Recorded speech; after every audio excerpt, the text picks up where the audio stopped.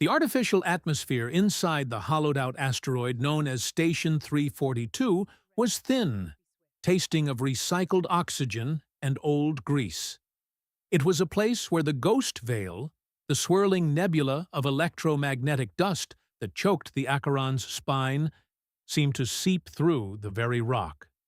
Kalen Voss sat hunched over a small thermal rad hearth, a portable device that projected a flickering orange holographic flame over a core of vibrating ceramic plates.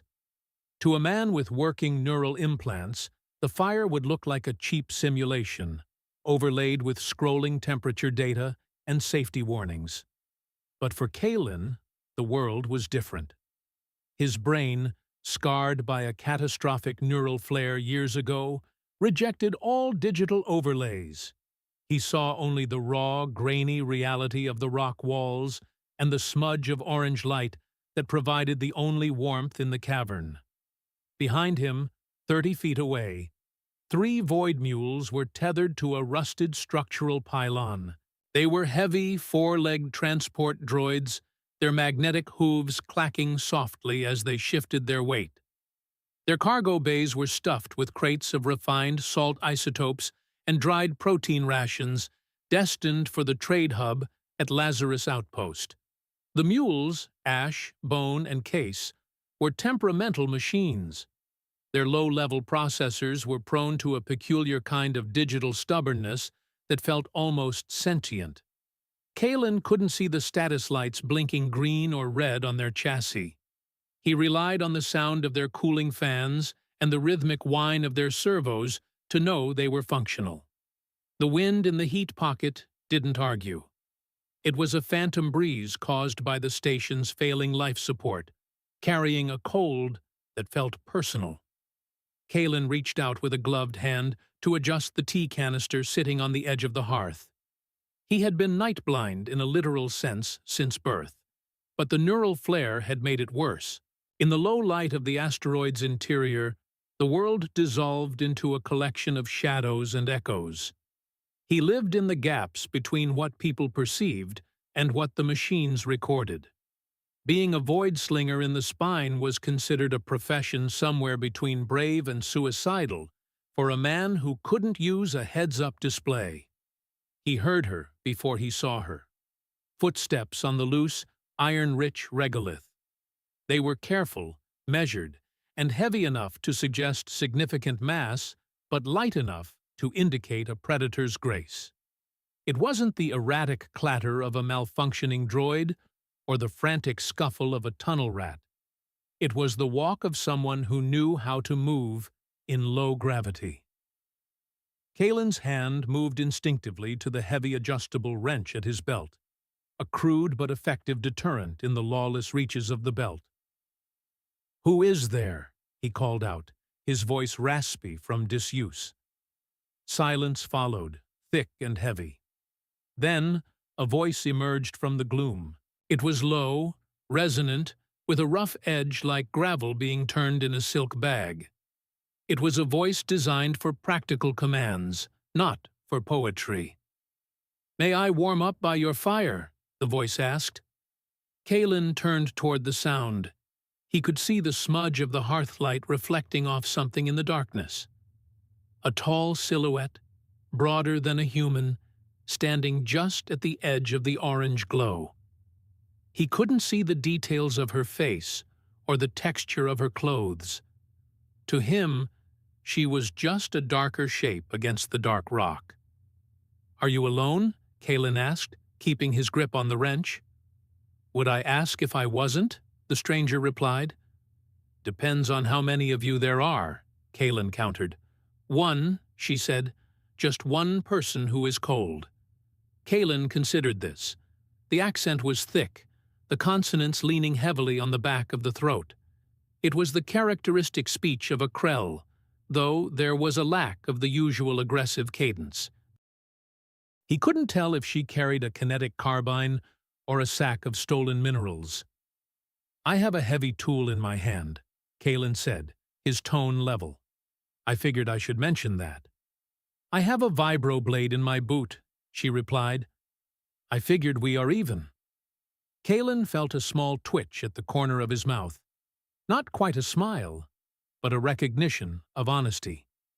"Come to the fire," he said. She moved into the circle of warmth. Kalen heard her sit down, not too close, but near enough that he could feel the displacement of air. The thermal rad hearth crackled, a programmed sound effect meant to soothe the psyche. "There is tea in the canister," Kalen said, nodding toward the rock beside her. "Tin cups are in the mesh bag." "Thank you," she said. He heard the liquid pouring, the metallic clink of the cup. "How far did you walk?" he asked. "Far enough to be glad your signal was dead," she said. "My signal?" Kalen asked, confused. "Your station transponder. It is not broadcasting. Most people leave their beacons screaming in the dark. You are ghosting. It made me curious." "It is not a choice," Kalen said, adding a ceramic booster plate to the hearth. The holographic flames grew taller, licking at the dark air. "My ship's electronics are as tired as I am. I am Kalen." "Vera 7, she said. "Is that a name or a serial number?" he asked. "Both," she replied. "Is Kalen a name or a description?" "It was my grandfather's, so probably a legacy I am still trying to pay off," he said. The hearth rebuilt its intensity. Kalen still couldn't see the fine details of her, but the light was enough to show the broad lines of her shoulders and the dull green hue of her skin. The Krell were an engineered subspecies, built for the heavy lifting of the Jovian shipyards and the toxic mines of the belt. They were supposed to be the ultimate workers, strong, resilient, and utterly loyal to their clans. The void mules shifted behind him. Ash made a low, mechanical grumbling sound, a vibration that traveled through the floor. "That one sounds upset," Vara 7 said. "That is just Ash," Kalen replied. "It is either a low battery or he is offended by the silence. It is hard to tell with these older models." "Are you traveling somewhere specific?" "Away from where I was," she said. "That is a direction, not a destination," Kalen noted. "Sometimes that is enough," she said. "Is it not?" "Ask me when I get there," Kalen replied. They talked for over an hour, short exchanges like two ships passing in a storm, testing the waters of trust. He learned she was on foot, which was death in the spine unless you knew the hidden oxygen pockets and abandoned tunnels. She learned he was hauling isotopes to Lazarus. She mentioned the debris switchback at the second ridge of the Acheron belt, a path so narrow that most automated pilots refused to fly it. "You know the pass?" he asked. "Enough to survive it," she said. "How many times have you been through?" Kalen asked. "I lost count before it got dangerous," she said. "It was always dangerous," Kalen countered. "I just stopped minding," she replied. Kalen leaned back against his bedroll, but he didn't close his eyes. He listened to the woman breathe, steady, controlled. It was the breathing of someone who was used to sleeping in places that weren't safe, someone who had spent a lifetime being the thing that others were afraid of. He still hadn't seen her face clearly, but he found he didn't need to. Her voice was enough of a map. Dawn didn't announce itself in the asteroid belt. There was no sun to rise, only the slow rotation of the rock bringing the station's external solar mirrors into alignment with the distant, dying star. The light didn't flood in. It leaked like water under a pressurized door, a dull, gray luminescence that defined the edges of the world. Kalen opened his eyes. The hearth had been refilled with fresh ceramic plates. The tea canister was steaming again. The void mules had been checked. He could hear the clean hum of their diagnostics. He sat up and looked across the small camp. Vara 7 was crouched by the hearth, her back to him. She was tall, at least 2 heads taller than him, and her shoulders were like granite. Her hair was black, cut short to fit under a vacuum helmet. Her clothes were travel-worn, reinforced with scavenged plates of carbon fiber. As she turned, he saw her clearly for the first time in the gray light. She was an orc, or what the spacers called an orc. Green skin, dark and mottled at the knuckles, small tusks protruding slightly from her lower lip. She looked like every other Krell he had traded with over the years, but something was missing. It took him a long moment to realize what it was. There was no scent. Every Krell he had ever encountered carried a distinct pheromone marker, a heavy, musk-like scent that identified their clan, their rank, and their history. It was a biological barcode that filled a room, but Vara 7 carried nothing. The air around her was blank, sterilized. She was a ghost in the most literal sense of their culture. "Morning," she said, her amber eyes tracking him. "You are a Krell," Kalen said, his voice neutral. "I was one last night too," she said. "I didn't see you," he admitted. "I know," she said. "I asked to join you after dark on purpose." "Why?" he asked. "People say yes to a voice," she said. "They say no to a face." "Do they?" Kalen asked. "You said yes last night," she noted. "Would you have said no this morning?" Kalen didn't answer immediately. He reached for the cup she held out. The tea was strong, bitter, and perfectly heated. "You checked the mules," he said instead. "They were low on coolant," she said. "You didn't have to do that," Kalen said. "They were thirsty," she repeated, as if the machine's needs were an argument that required no further explanation. Ash grumbled from the pylon, his sensors finally locking onto her. He made a soft, chirping sound. "That one likes me," Vara 7 said, a hint of a shadow crossing her face. "That one likes nobody," Kalen said. "Then we have something in common." He drank his tea, watching her.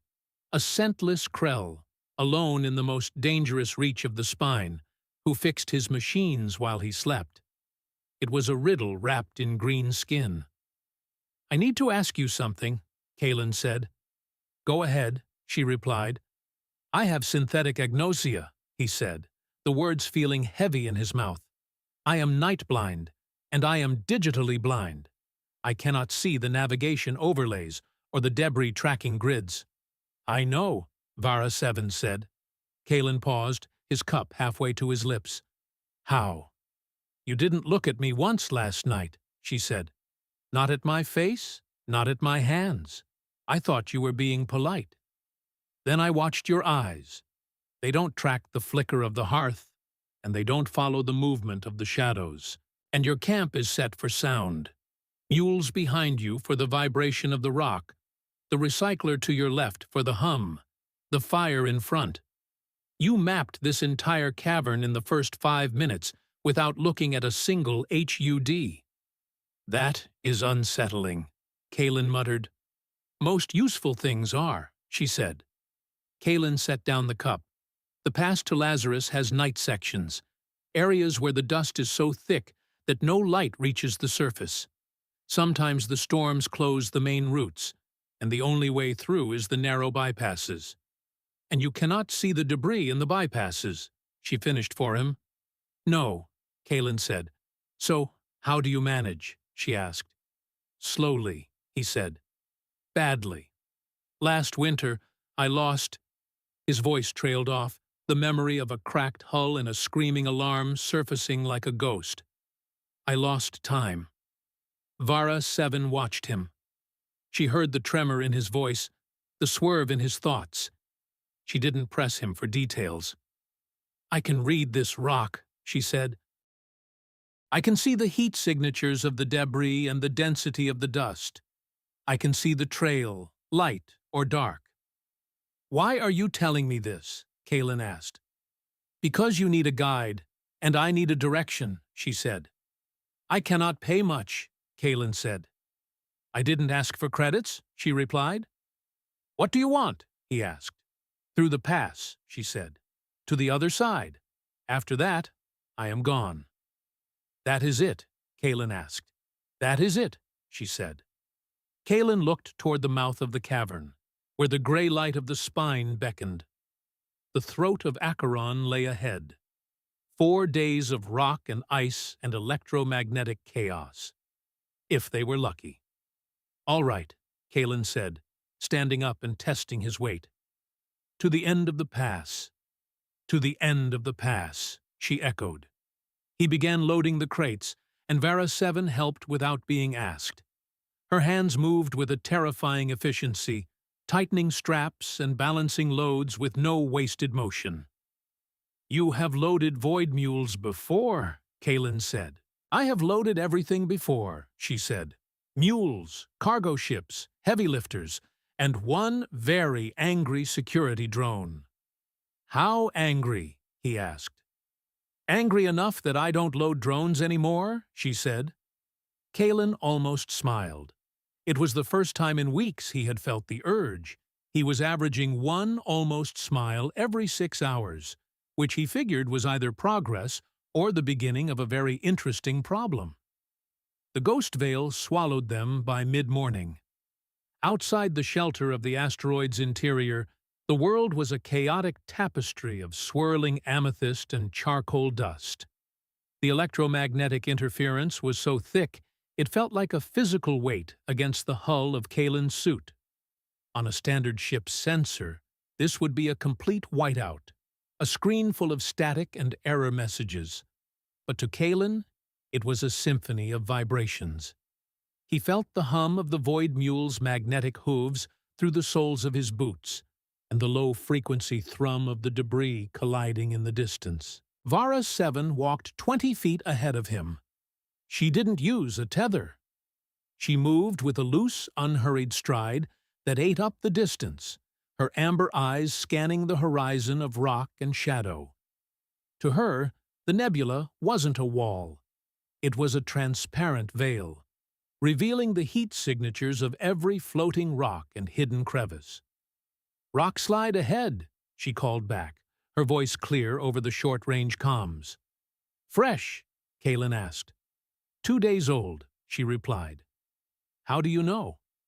"The dust hasn't settled in the cracks yet, and the edges of the shale are still sharp. The wind hasn't had time to buff them down." "You read the rocks," Kalen said, impressed. "Rocks, wind, radiation," she said. "They all talk, if you know how to listen." "The mules aren't taking notes," Kalen grumbled, adjusting the lead line on Case, the third and most difficult droid. They walked for 3 hours before Vara 7 stopped. She lifted her face to the invisible wind, her nostrils flaring slightly, though there was no scent for her to catch. She was reading something else, pressure, perhaps, or the shift in the ionic charge of the air. "The weather is turning," she said. Kalen looked up. The sky was a bruised purple, no different than it had been since they started. "It looks clear to me," he said. "Looks and is are different things in the spine," she said. "In 3 hours, the north wind will hit. First, the rain of ice crystals, then the heavy radiation surge." "Are you sure?" "I am sure. The mountain does what the mountain does." "What do we do?" Kalen asked. "There is an overhang 2 kilometers ahead," she said. "A natural shelf wide enough for the mules and a small camp. We need to push." They moved faster then. Vara 7 set a pace that was just on the edge of uncomfortable, a rhythm that demanded Kalen's full attention to the sound of her footsteps. The void mules followed without complaint, their heavy legs pumping with mechanical precision.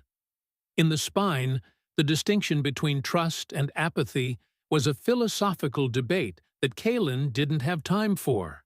If the machines followed, he was winning. The overhang appeared exactly where she said it would. It was a deep shelf of basalt, jutting out like a frozen wave from the side of a massive asteroid. They tucked themselves into the shadows just as the first gust of wind hit. A sharp, mean blast that drove clouds of jagged ice crystals across the trail like a million tiny knives. 3 hours, Kalen said, checking his manual chronometer. "You called it to the minute." "The mountain told me," she said. Does the mountain take requests? He asked, sliding down against the cold rock. What would you ask for? She replied. Better timing, he said. Vara 7 began gathering scrap metal and dry carbon bushes from the base of the overhang, remnants of ancient geological shifts or debris left by previous travelers.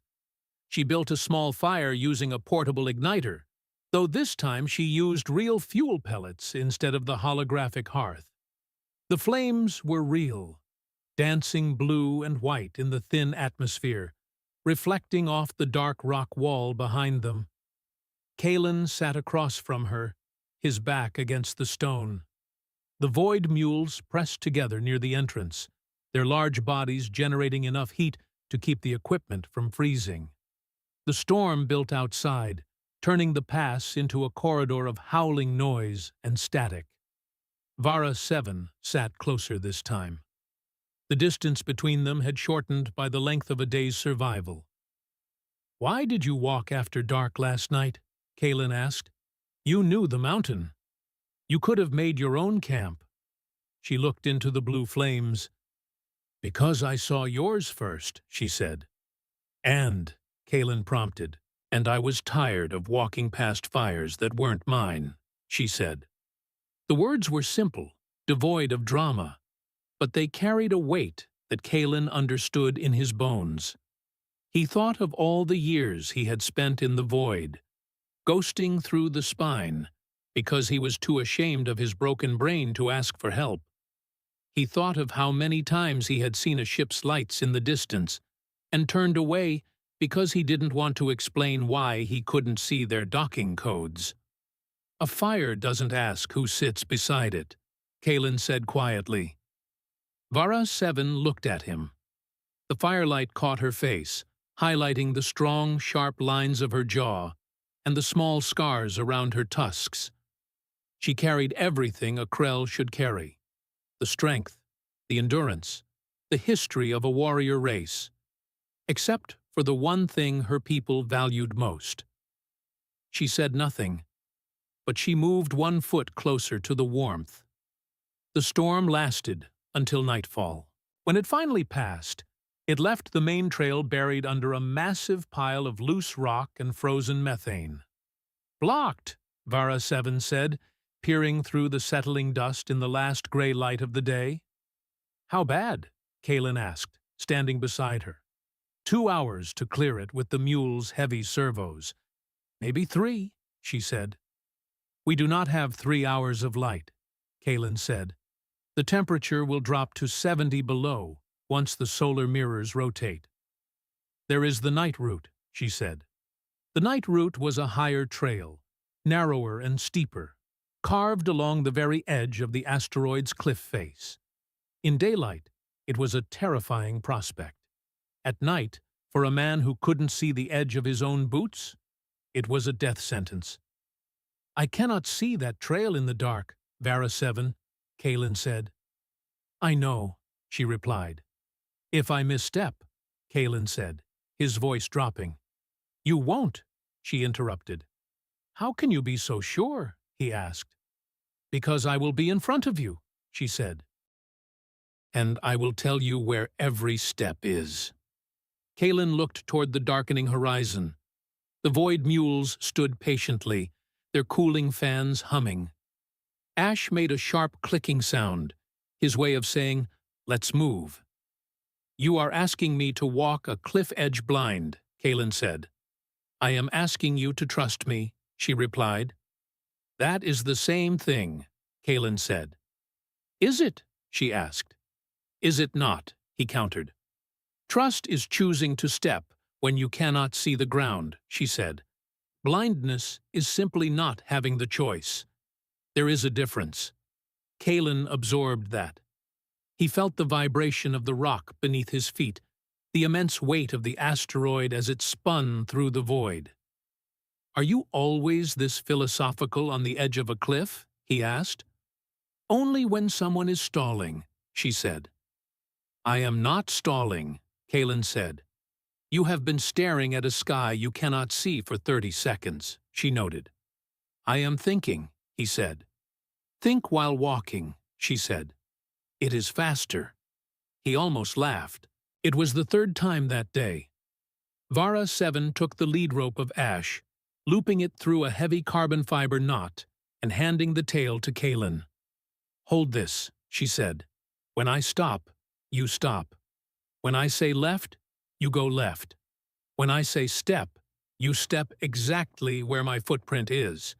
If you are wrong— Short partnership, Kalen finished. Not reassuring, he added. It is honest, she said. They moved into the dark. Vara 7's voice became Kalen's entire world, a low, steady rhythm that turned the chaos of the night into a series of instructions. Straight. Flat rock. 3 steps, she said. Kalen walked. His boots found the flat rock exactly where she said it would be. Left. Slight curve. The wall is on your right. Reach out and touch it, she commanded. His hand found the cold, rough basalt. It felt solid, a tether to reality. Stop, she said. He froze. There is a gap, 2 feet wide, she said. Take a long step. Now. He stepped, his heart hammering against his ribs. His boot landed on the other side, the magnetic sole clicking into place. Good, she said. Straight again. The void mules followed, their hooves finding the path with a stubborn, mechanical certainty.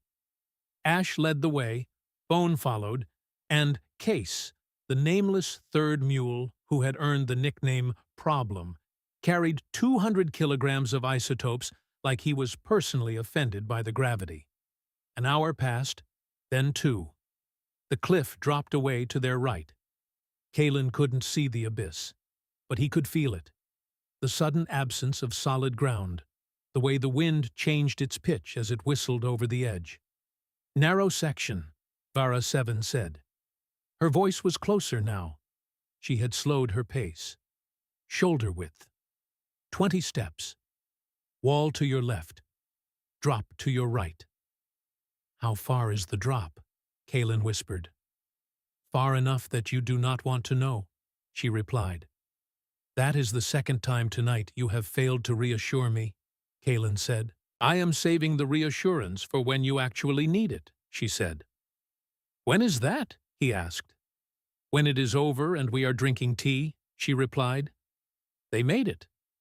The 20 steps felt like 20 small eternities, each one a negotiation between Kalen's feet and the dark. Each one was answered by Vara 7's voice, certain, present, and unwavering. When the trail finally widened and the cliff receded, Kalen's legs gave out. It wasn't exhaustion, it was the sudden absence of fear, the body's way of acknowledging a debt it had been carrying. He sat on the cold ground, his chest heaving. Vara 7 sat beside him, her presence a solid warmth in the blackness. The void mules stopped and stood like they had been waiting for permission to breathe. We are through, she said. See? It was not that bad. My hands are shaking, Kalen said, holding them up to a face he couldn't see. Mine too, she admitted. I just didn't mention it. Kalen looked toward her. The dark was total now, the solar mirrors having passed their station. But her breathing was close, real. It was the sound of someone who had just led a blind man and 3 machines across a cliff face and come out the other side with shaking hands.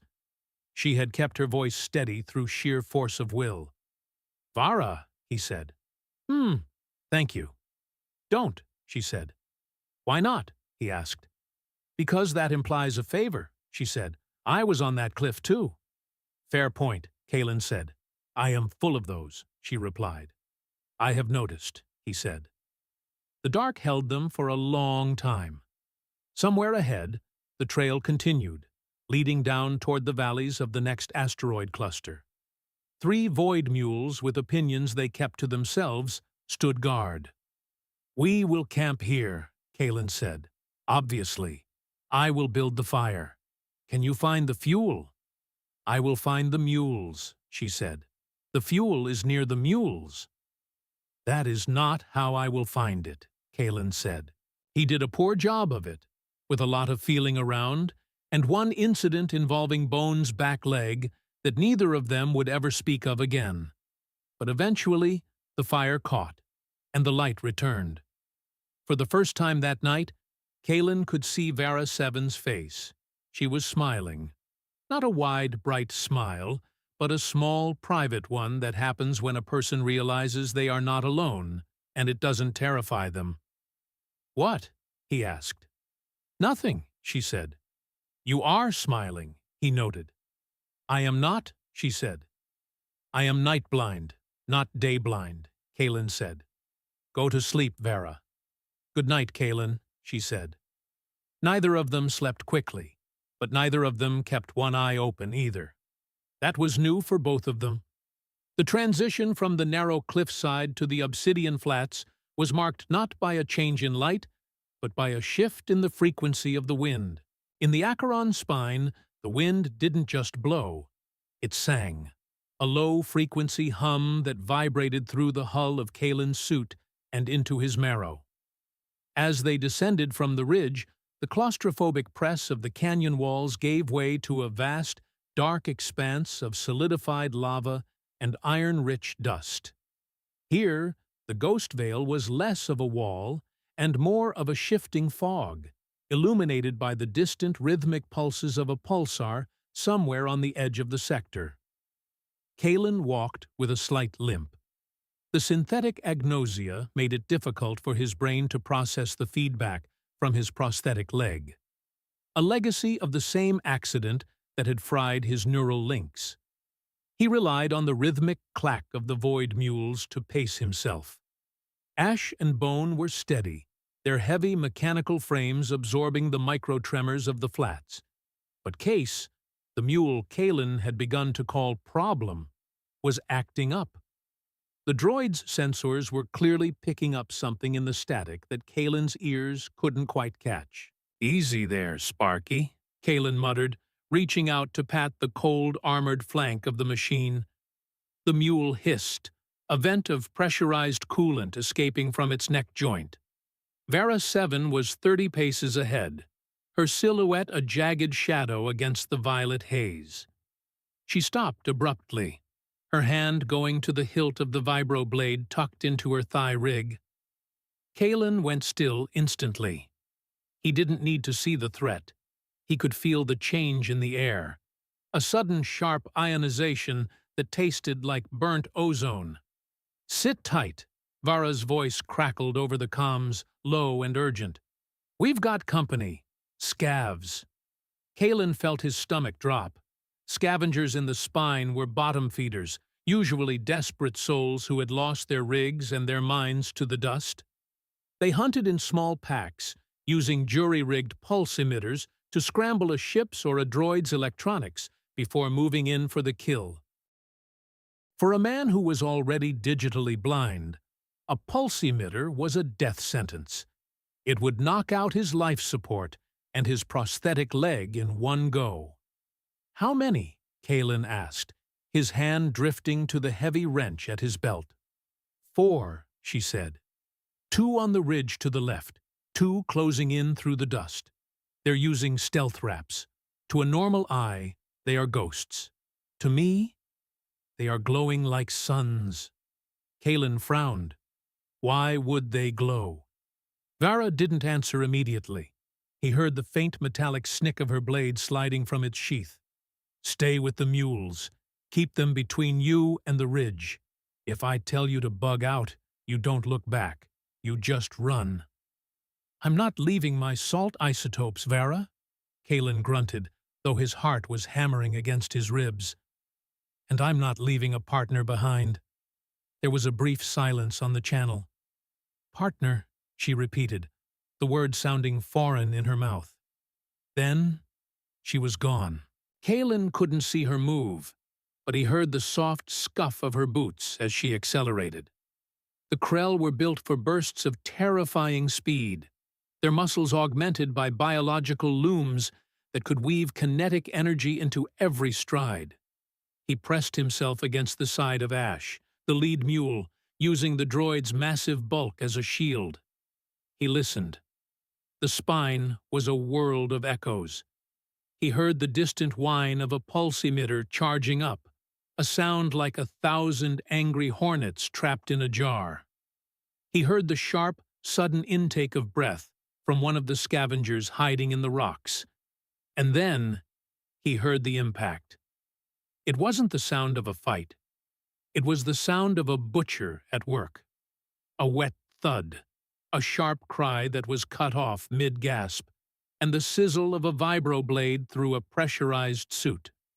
One down, Vara's voice came through, devoid of emotion.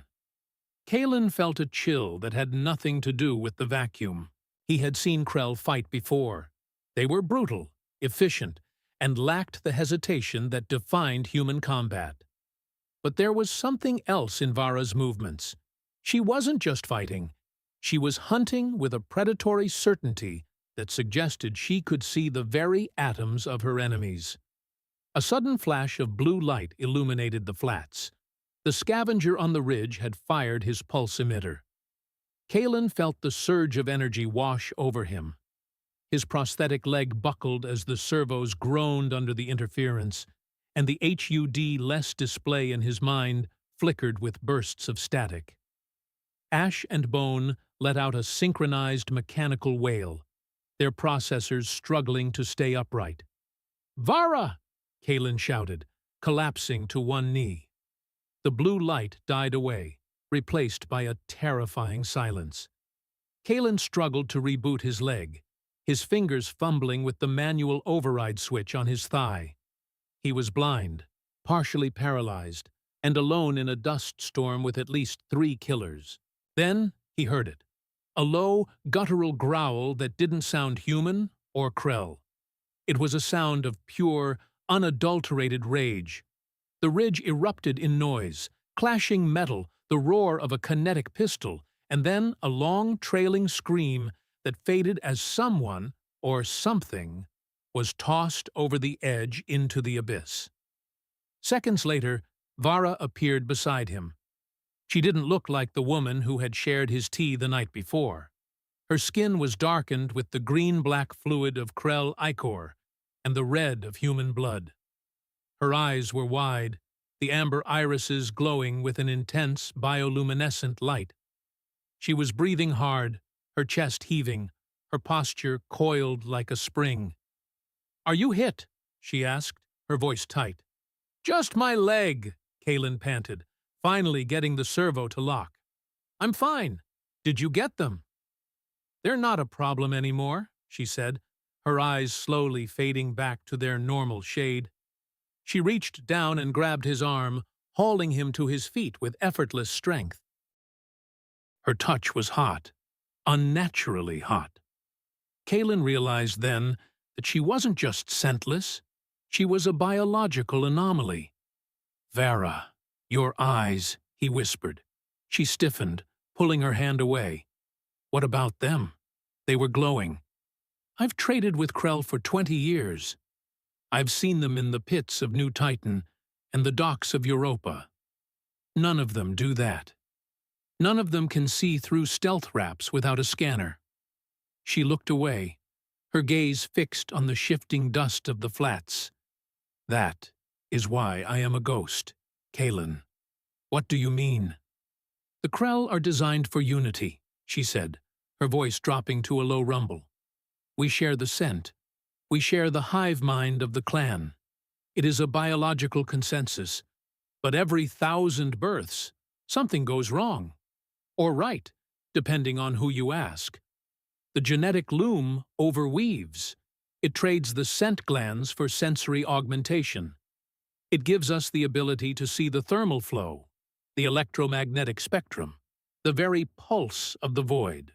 "That sounds like a gift," Kalen said.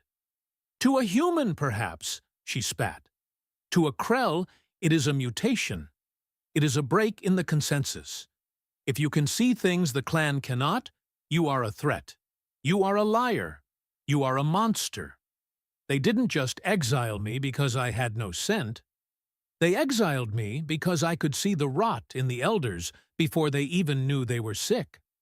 I could see the fractures in our domes before the alarms tripped." She turned back to him, her expression a mix of defiance and deep-seated pain. "They made me invisible so they wouldn't have to admit I was right. I am a scentless freak, Kaylin. A glitch in the machine." Kaylin looked at her, or rather, he looked toward the space where she stood, his mind mapping her silhouette against the heat of the hearth she had built. "You're not a glitch," he said firmly. "I'm a mistake," she countered. "I'm a man who can't see a navigation screen in a world built on data," Kaylin said. "I'm a man who has to listen to the rocks to know if I'm about to walk off a cliff. To the Union, I'm a phony, a broken tool that should have been scrapped years ago." He took a step toward her, his prosthetic leg clicking with every move. "We're both ghosts, Vara. But out here, in the spine, the ghosts are the only ones who know where the bodies are buried. You saw those scavengers when no one else could. You saved my life because you're a glitch." Vara stared at him, her breathing finally slowing. She didn't say anything for a long time. The only sound was the distant, lonely whistle of the wind through the basalt. "We should move," she said finally, though the edge in her voice had softened. "The pulse emitter will have drawn more attention. We need to reach the resonance point before the main storm hits." Kaylin nodded, signaling the mules to move out. Ash and Bone fell into line, their mechanical brains slowly recovering from the interference. Problem, however, remained stationary, his head tilted toward the ridge where the scavengers had been. "Come on, you bucket of bolts," Kaylin grumbled, tugging at the lead rope. Problem let out a series of rhythmic clicks, then began to walk, but his pace was different. He stayed closer to Vara now, his sensors locked onto her as if she were the only fixed point in a shifting universe. Vara looked back at the mule, then at Kaylin. "He really is an idiot," she said. "He's a survivor," Kaylin replied. "He knows who the boss is." They moved across the flats in silence. Two outcasts, guided by the things they were told, made them less than whole. The ghost veil thickened, turning the world into a bruised, pulsing void.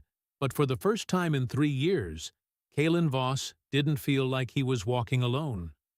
The throat of Acheron was not a place for the faint of heart. It was a narrow corridor of space between two massive, slow-rotating asteroids that acted like a celestial grinding mill. The gravity wells of the two giants pulled at everything in the gap, creating a chaotic river of ice, rock, and ancient ship debris. To pass through it, one had to navigate a three-dimensional maze of obstacles that were constantly in motion. In the trade slang of the spine, this was known as the meat grinder. As they reached the entrance of the throat, the light from the pulsar was almost entirely eclipsed by the looming shadows of the asteroids. The temperature plummeted, and the electromagnetic interference became a physical roar in Kaylin's comms. "Stay close," Vara warned, her voice barely audible over the static. "The debris flow is heavy tonight. It's like a soup of jagged metal out there." Kaylin checked the tethers on the mules. He had shortened the lines, pulling them into a tight diamond formation. He was the anchor at the back, Ash and Bone were the flanks, and Vara was the spearhead. "I'm ghosting you, Vara," Kaylin said, his hand tight on the lead rope. "Just tell me when to jump." They entered the flow. It was like stepping into a dark, frozen river. Kaylin felt the impact of tiny micrometeors against his suit, pinging sounds that reminded him of rain on a tin roof, but with the power to punch through his lungs if the seals failed.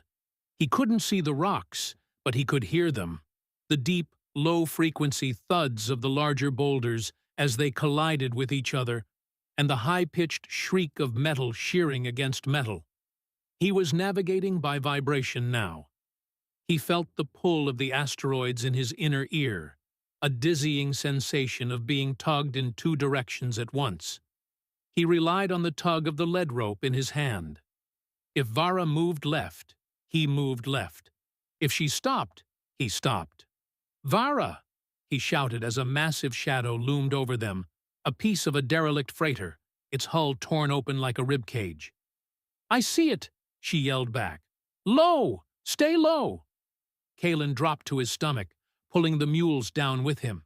The freighter segment passed over them with a roar of displaced gas and a shower of sparks. It missed Ash's cargo bay by less than a meter. "That was a close one," Kalen panted, his visor fogging from the heat of his breath. "Too close," Vara agreed. "We're coming up on the resonance point. The gravity is going to get weird. Don't fight it. Just let the mules lead." The resonance point was the exact center of the throat, where the gravitational pulls of the two asteroids canceled each other out. It was a place of eerie, weightless silence in the middle of the chaos. For a few hundred meters, the debris stopped swirling and hung suspended in the air, creating a forest of floating junk. As they reached the center, Kalen felt the weight lift from his boots.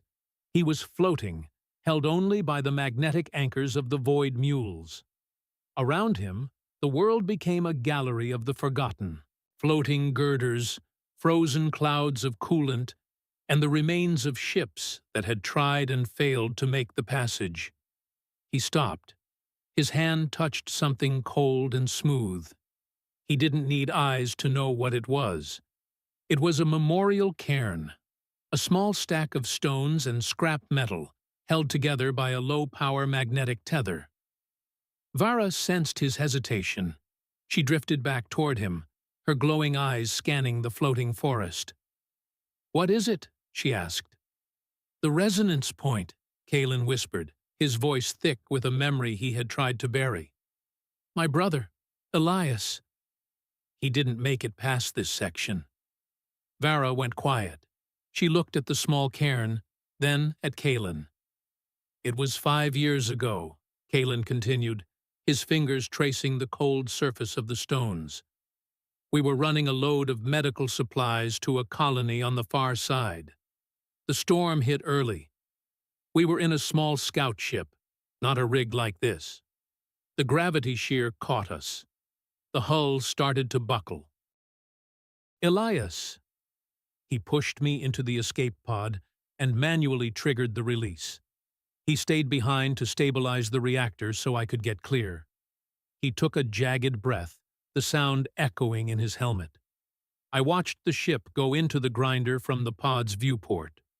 I couldn't see anything but the flashes of the reactor. I spent 3 days drifting in the dust before a patrol found me. When I came back, I built this. By touch. In the dark. Just like I do everything else. Vara reached out and placed her hand over his on the stones. Her touch was no longer the predatory grip of a hunter. It was the steady weight of someone who understood the architecture of loss. "He was a good man," she said softly. "The best," Kalen agreed. "He always told me that the void doesn't have a memory, so we have to keep one for it." "The void might not have a memory," Vara said, her eyes dimming to a warm amber. "But the mountain does. The rocks remember the pressure. The ice remembers the cold. And the people who survive, they remember the ones who gave them the chance to." Kalen looked toward her, or the warmth that was her. "Why did you help me, Vara? Really? You could have stolen a mule and been halfway to Lazarus by now. You don't need a night-blind trader." Vara didn't answer for a long time. She looked up at the ceiling of the throat, where the two asteroids seemed almost to touch. "When I was exiled," she began, her voice a low hum in the static, "I walked for 3 months without anyone looking at me. Not just looking away, Kalen. They looked through me. To them, I didn't exist. I was a ghost, a non-entity. I sat at a dozen fires, and a dozen times the people there would pack up and move, because they felt a chill they couldn't explain. She squeezed his hand.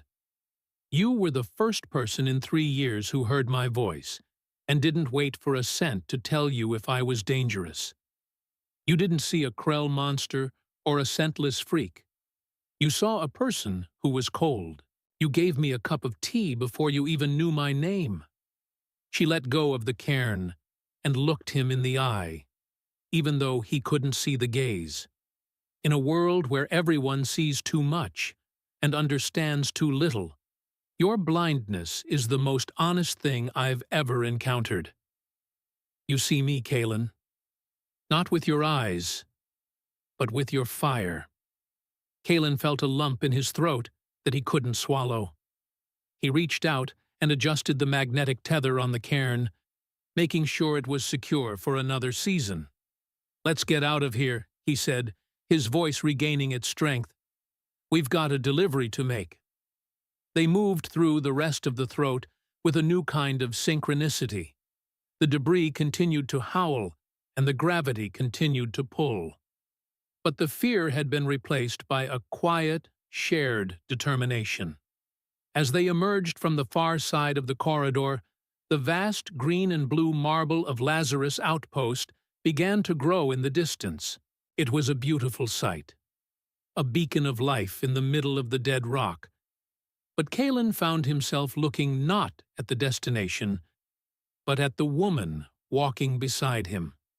She was leading Problem now, the mule following her with a devotion that was bordering on the absurd. Ash and Bone were close behind, their mechanical trot sounding like a heartbeat. "Vara!" Kalen called out as the trail widened. "Yeah," she replied. "When we get to Lazarus, I'm going to need a permanent guide for the return trip. The spine is getting worse, and I'm not getting any younger." Vara stopped. She looked at the outpost, then back at the dark, jagged throat they had just survived. "A guide," she said, her voice sounding skeptical. "A partner," Kalen corrected. 50-50 split. I provide the rig and the connections. You provide the eyes and the muscle. And the philosophy. Vara looked at him for a long time. The wind moved between them, carrying the first hints of the outpost's atmosphere, the smell of rain, damp earth, and human industry. "I'm a terrible speechwriter," she said, a hint of a smile touching her tusks. "I noticed," Kalen laughed. "You should practice." "I don't practice," she said, tugging at Problem's lead rope. "I survive." "Then survive with me," Kalen said. Vera 7 turned toward the outpost, her long shadow stretching out across the rock. 50-50, she said. "But I get to pick the tea." "Deal," Kalen said. They walked toward the light, two ghosts who had found a way to be seen, leaving the dark of the spine behind them. But the mountain was listening, and it knew that the hardest part of the journey wasn't the crossing. It was the decision to stay. The approach to Lazarus Outpost was not a descent into a world, but a slow crawl into the belly of a leviathan. The outpost was a hollowed-out megastructure, a derelict mining moon that had been repurposed by the Synaptic Union into a sprawling trade hub. It hung in the gravity well of a gas giant, its external hull a chaotic patchwork of docking bays, solar arrays, and defensive turrets that hummed with a low-frequency menace. For Kalen Voss, the transition was a sensory assault. The relative silence of the Acheron spine was replaced by a cacophony of industrial screams, the screech of pneumatic clamps, the roar of venting atmospheric gases, and the relentless rhythmic thud of heavy-lift machinery. "Stay close, Kalen." Vera 7's voice came over the local comms, her tone clipped and guarded. "This place is a hive. Too many eyes, too much static." "I can hear it, Vera," Kalen replied, his hand tight on the lead rope of Ash. "It sounds like the whole moon is trying to digest itself." They moved through the primary airlock of Docking Bay 42, The hiss of pressurization was a sharp, biting sound that made Kalen's ears pop. As the inner doors cycled open, the air changed. It was thick with the smell of recycled oxygen, burnt ozone, and the greasy, heavy scent of frying synthetic protein. To Kalen, the world was a vibrating map of echoes. He could feel the proximity of the walls through the shift in air pressure, and the distance of the high ceilings by the way the sounds of the crowd dissipated. The void mules clattered onto the metal deck plating, their magnetic hooves making a sharp, rhythmic ping, ping, ping that drew attention. In a place like Lazarus, everyone was a hunter or a mark, and a lone trader with 3 heavily laden droids was an invitation to the vultures. A dock master, his voice a gravelly rasp filtered through a cheap Vox unit, stepped into their path. "Hold it right there, Slinger. Name and manifest." "Kalen Voss, independent carrier," Kalen said, his voice level despite the adrenaline spiking in his chest. 3 units of refined salt isotopes and 50 kilograms of dried protein rations. Bound for Master Siphon Vane's warehouse. The dockmaster's boots scraped against the deck. He was circling them, his gaze likely scanning the manifest on Kalen's wrist comp, a device Kalen couldn't actually read. Then the man stopped. Kalen felt the sudden shift in the air. The stillness that happens when someone realizes they are standing next to a predator. "What is that thing doing here?" the dockmaster spat, his voice laced with a sudden sharp edge of disgust. Vara 7 didn't move. She stood at the head of the line, her hand resting casually on the hilt of her vibroblade. Kalen could feel the heat radiating from her skin, a low-level biological hum that signaled she was coiled and ready to strike. "She is my partner," Kalen said, his tone turning cold. "And she is the reason those isotopes didn't end up in a scavenger's hold in the spine." The dockmaster let out a derisive snort. "A Krell ghost in Lazarus? You're asking for a lockdown, Voss. She doesn't have a clan scent. My scanners are coming up blank. She is a non-entity, a security risk." "She is a guide," Kalen countered, "and if you have a problem with her, you can take it up with Vane. I'm sure he'll be thrilled to hear why his shipment is being delayed by a deck rat with a clipboard." There was a long, tense silence. Kalen could hear the dockmaster's heavy breathing and the faint whine of Vara's blade motor as she thumbed the safety. The air in the bay felt like it was about to ignite. 20 credits for the extra processing," the dockmaster finally muttered, his voice dropping to a low growl. Kalen didn't hesitate. He pulled 2 heavy 10-credit slugs from his belt pouch and tossed them toward the sound of the man's voice. The dockmaster caught them with a metallic clink. "Move on," the man said, "but keep that green meat on a short tether. If she causes a ruckus, I'm flatlining both of you." They moved through the crowded corridors of the lower levels. Lazarus was a labyrinth of narrow alleys and sprawling plazas, all of them lit by flickering neon signs that Kalen could only perceive as pulses of heat against his skin. The crowd was a shifting mass of humanity and alien laborers, a sea of whispers and elbows. Vara walked ahead of him, her presence a silent plow through the throng. Kalen could hear the way the crowd parted for her, the sudden hush of voices, the scuff of feet stepping back, and the muttered slurs that followed them like a wake. "Why do you let them talk like that?" Kalen asked softly as they reached a quieter section of the market. Vara didn't look back. "It is just noise, Kalen. Words don't have a scent, so they don't matter to me." "But they matter to me," Kalen said. "Then you have too much time on your hands," she replied, her voice armor-plated and cold. They reached the warehouse of Master Siphon Vane, a man who had built a small empire on the trade of high-value minerals and low-value lives. Vane was a heavy-set human with a voice like honey poured over glass, smooth, but with a hidden edge. He met them at the loading dock, his eyes immediately going to the mules. "Ah, Voss, you made it. I heard the throat was particularly nasty this week. I was beginning to think I'd have to write off the salt as a loss." "The mountain was difficult, but the isotopes are all here, Vane," Kalen said, signaling Ash to begin the unloading sequence. Vane approached the droids, his boots making a soft, expensive clicking sound. He stopped a few feet from Vara 7, his nose wrinkling in a theatrical display of confusion. "Interesting company you're keeping these days, Kalen. I didn't know you'd gone into the ghost hunting business." "She is a partner, Vane," Kalen said, his hand resting on the hilt of his wrench. "Not a curiosities exhibit." Vane laughed, a dry, rattling sound. Of course. A partner. Though, I must say, a Krell with no scent is like a ship with no engine. It looks the part, but it doesn't really go anywhere, does it?"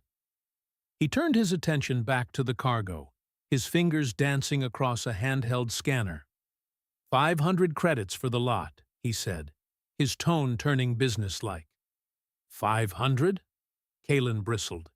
"The market rate is 600 at least, and that salt is high purity. The market is soft, Voss. Too much supply coming in from the Ganymede belts. 500 is my final offer." Vara 7 stepped forward, her massive frame casting a long, dark shadow over Vane. The warehouse owner froze, his scanner trembling slightly in his hand. She didn't say a word, but the intensity of her presence was like a physical weight. The amber glow in her eyes began to pulse, a soft, predatory light that seemed to see right through Vane's expensive tunic. 550, Vane stammered, his honeyed voice cracking.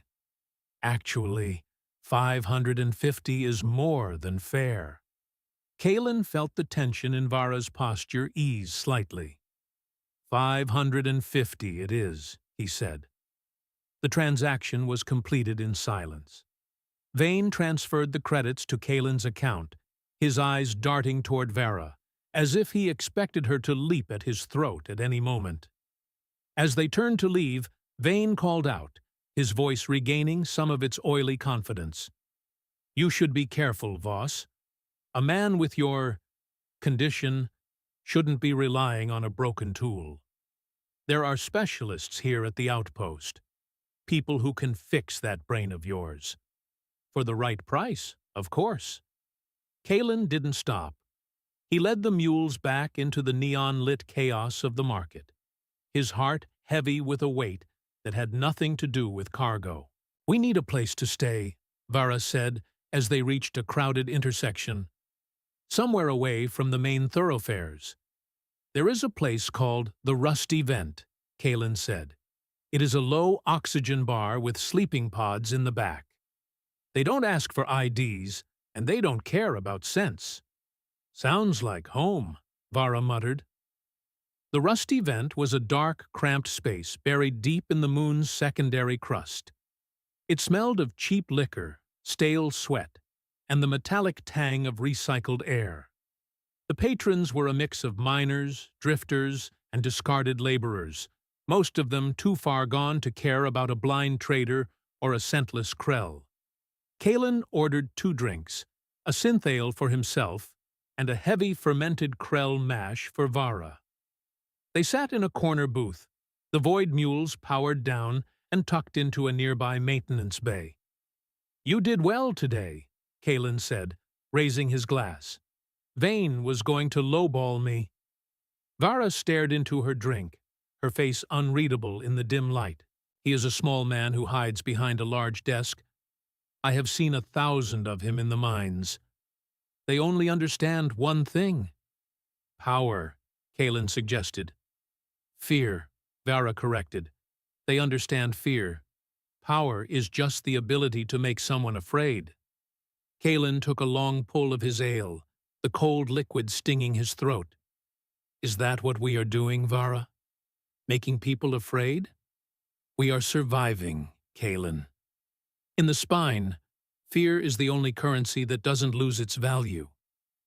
They sat in silence for a while, the low hum of the bar's life support the only music. Kalen felt the vibrations of the moon through the floor, the constant, grinding movement of the station as it fought the gravity of the gas giant. It was a restless, uneasy place, a world built on the edge of a cliff. Kalen? Vara's voice was softer now, almost hesitant. Yeah, Vane was right. About the specialists. You have enough credits now. You could get the neural bridge. You could see again. Kalen looked toward her, his sightless eyes searching for the warmth of her presence. Why are you telling me this? Because you wouldn't need a guide anymore, she said. You could fly a real ship. You could leave the spine. You could go to the inner worlds, where the light doesn't hurt. And what about you? Kalen asked. I would find another path, she said, though her voice lacked conviction. I am a ghost, remember? I am used to walking alone. Kalen reached out and placed his hand on the table, his fingers brushing against the cold green skin of her arm. If I see with my eyes, Vara, I'll see what the rest of them see. I'll see the scars on your face, and the lack of a clan mark. I'll see the monster they keep talking about. He squeezed her arm, his touch firm and certain. Right now, I see you for what you are. A partner, a survivor, a person who stayed when everyone else walked away.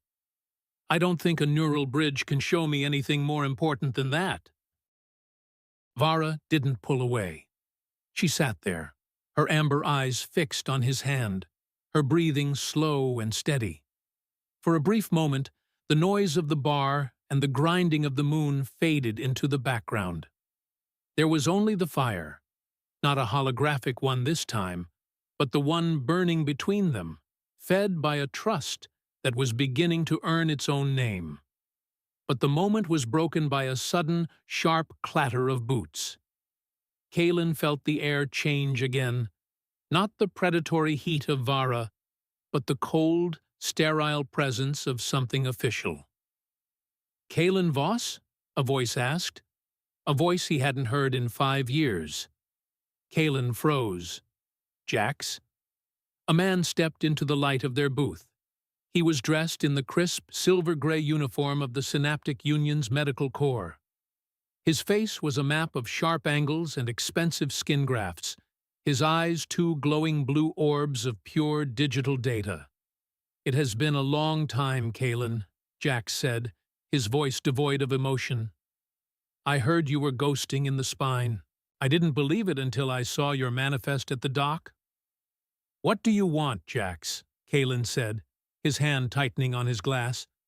I want to offer you a second chance, Jax said, his blue eyes flicking toward Vara 7 with a clinical detachment. The Union is looking for experienced slingers for a high-risk project in the Inner Rim. We need people who know the deep void, and we're willing to provide the full neural reconstruction package as a signing bonus. He leaned in, the smell of antiseptic and high-grade plastic filling Kalen's nose. You can have your life back, Kalen. No more salt isotopes, no more junk droids, and no more unconventional guides. Kalen felt Vara 7 stiffen beside him. He felt the weight of the offer, the lure of the light, the promise of a world that made sense. But he also felt the cold, empty silence of Jax's blue eyes, a world where everything was a data point and nothing was a person. He looked at Vara, then back at Jax. I'll think about it, Kalen said, his voice sounding distant, even to himself. Do that, Jax said, tapping a small data chip onto the table. You have 48 hours. Don't waste them on the dead, Kalen. The light is waiting. As Jax walked away, Kalen felt the darkness of the bar close in around them, heavier and colder than before. The turning point had arrived, and the cost of the light was a shadow he wasn't sure he was ready to cast. The 48 hours Jax had given Kalen felt like a countdown to an execution. The air in their small sleeping pod at the rusty vent was stagnant, the low oxygen environment making every breath a conscious effort. Kalen lay on the narrow bunk, the data chip Jax had left sitting on the small table like a poisoned ember. To his sightless eyes, it was just a piece of plastic, but in his mind, it was a gateway to a world of color and clarity, a world where he wasn't a broken tool. He could hear Vera 7 in the pod next to him. She was restless, the sound of her shifting weight and the occasional click of her vibroblade's hilt against the metal wall acting as a rhythmic reminder of her presence. She hadn't said a word about Jax's offer since they returned from the bar. She didn't have to. The silence was its own argument. Kalen sat up, his prosthetic leg whining as he swung it over the side of the bunk. He needed to move. He needed to find a place where the noise of the station didn't feel like it was trying to drown him. "I'm going for a walk," he called out softly. The shifting in the next pod stopped. "Do you want a guide?" Vera asked, her voice neutral. "No," Kalen said. "I know these levels. I just need some air." "Be careful," she said. "The Krell enforcers are out tonight. They're looking for unscented vagrants to clear out for the new Union delegates." "I'll be a ghost, Vera," Kalen promised. He stepped out into the corridor. The lower levels of Lazarus at 3 in the morning were a different world. The markets were closed, replaced by the hushed movements of the night shift laborers and the occasional patrol of security droids.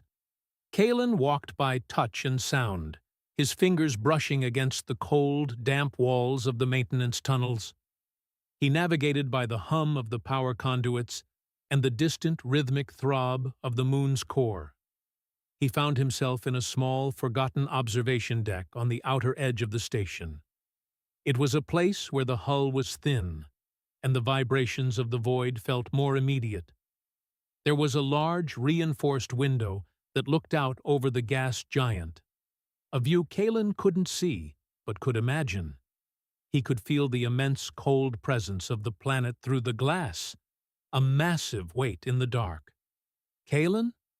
He turned. It wasn't Vara. It was Jax. The man moved with the silent, predatory grace of a person who had replaced too much of his humanity with high-grade cybernetics. "I thought I might find you here," Jax said, his voice echoing in the small chamber. "You always liked the edge of the world." "What are you doing here, Jax?" Kalen asked. "I'm checking on my investment," Jax replied. "The Union doesn't like to leave loose ends. And you, Kalen, are a very loose end." He walked over to the window, the blue light of his eyes reflecting off the glass. "You're stalling." "Why?" "It's a simple choice. The light or the dark, the Union or the spine." "It's not that simple," Kalen said. "Of course it is," Jax countered. "You're sentimental. You've developed an attachment to that Krell. I've seen it before. The lonely slinger and the noble savage. It's a tired story, Kalen. She is a biological error, a scentless freak who will be discarded by her own kind the moment she stops being useful." "She is more human than you are, Jax," Kalen spat. Jax laughed, a sound like grinding metal. "Humanity is an obsolete concept, Kalen. It's a series of chemical reactions and flawed perceptions. The Union offers something better. Efficiency, clarity, evolution.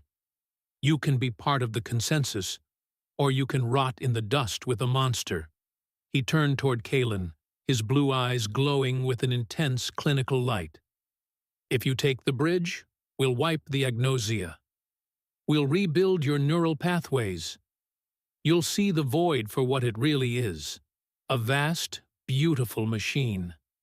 And you won't need a guide to tell you where the rocks are. You'll be the machine, Kalen."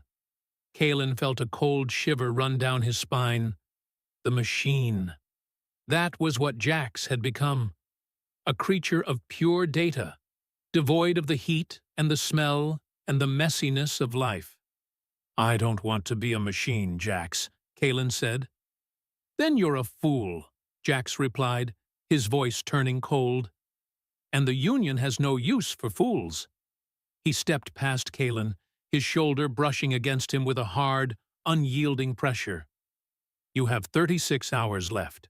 After that, the offer is withdrawn, and I won't be the one coming to find you next time." As Jax's footsteps faded away, Kalen felt a sudden, sharp pang of loneliness. He was standing on the edge of the world, and the light was calling to him, but the cost was a part of his soul he wasn't sure he could afford to lose. He made his way back to the sleeping pods, his mind a whirlpool of conflicting thoughts. As he reached the entrance to the rusty vent, he heard a commotion. Voices, harsh, guttural, and laced with a scent that even Kalen could detect from 20 meters away. The Krell enforcers. He hurried toward the noise, his prosthetic leg clicking dangerously fast. He reached the bar to find a group of 3 Krell warriors standing in the center of the room. They were massive, their skin a deep mossy green, their bodies covered in heavy ceramic armor. But it was the smell that hit Kalen first, a thick, overwhelming musk of charcoal and old blood. It was the scent of a clan, a collective identity that brooked no dissent, and in the center of the circle was Vera 7. She stood perfectly still, her hands at her sides, her amber eyes fixed on the lead enforcer. She looked smaller than she had in the spine, her lack of a scent making her seem like a ghost in a room full of giants. "Where is your mark, ghost?" the lead enforcer growled, his voice a deep, vibrating rumble that shook the glasses on the bar. "I have no mark," Vera said, her voice steady and calm. "Then you have no place here," the enforcer spat. "This moon is for the clans, for those who contribute to the consensus. You are a drain on the air, a thief of the light." "I pay for my air," Vara countered, "and I earn my light."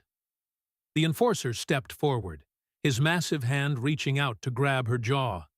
He tilted her head back, his fingers digging into her skin. Kalen felt a surge of rage, but he forced himself to stay back. He knew that if he intervened now, it would only make it worse for her. "I can smell the dust on you," the enforcer said, his voice laced with disgust. "But I can't smell a soul. You are a hollow shell, Vara 7. A mistake that should have been buried in the mines." He pushed her back, her shoulders hitting the wall with a dull thud. "Leave this station by the next cycle. If I see you in the markets again, I'll take your tusks for the scrap pile." The enforcers turned and walked out, their heavy scent lingering in the air like a poisonous fog. The bar patrons, who had been watching in silent fascination, quickly turned back to their drinks, the incident already forgotten. Kalen moved toward Vara, his hand reaching out to find her shoulder. "Are you okay?" She didn't move. She stayed pressed against the wall, her breathing shallow and fast. Her skin felt cold, the heat of the spine having vanished in the face of the enforcer's disdain. "They were right, Kalen," she whispered, her voice cracking. "I am a mistake." "No, you're not," Kalen said, pulling her into a clumsy embrace. "They're just afraid of what they can't understand." "They understand everything," she said, her head leaning against his shoulder. "They understand that I don't belong. Not in the mines, not in the clans, and not here." She looked up at him, her amber eyes clouded with a deep, ancient pain. "You should take the bridge, Kalen. You should go back to the light. You have a world to go back to. I have nothing but the dust." "I have you, Vera," Kalen said, his voice firm. "For how long?" she asked. "Until you see me with your own eyes? Until you realize that I'm just a green meat ghost with no scent and no future?" She pulled away, her posture returning to its guarded, predatory stance. Go back to your pod, Kalen. Think about the light.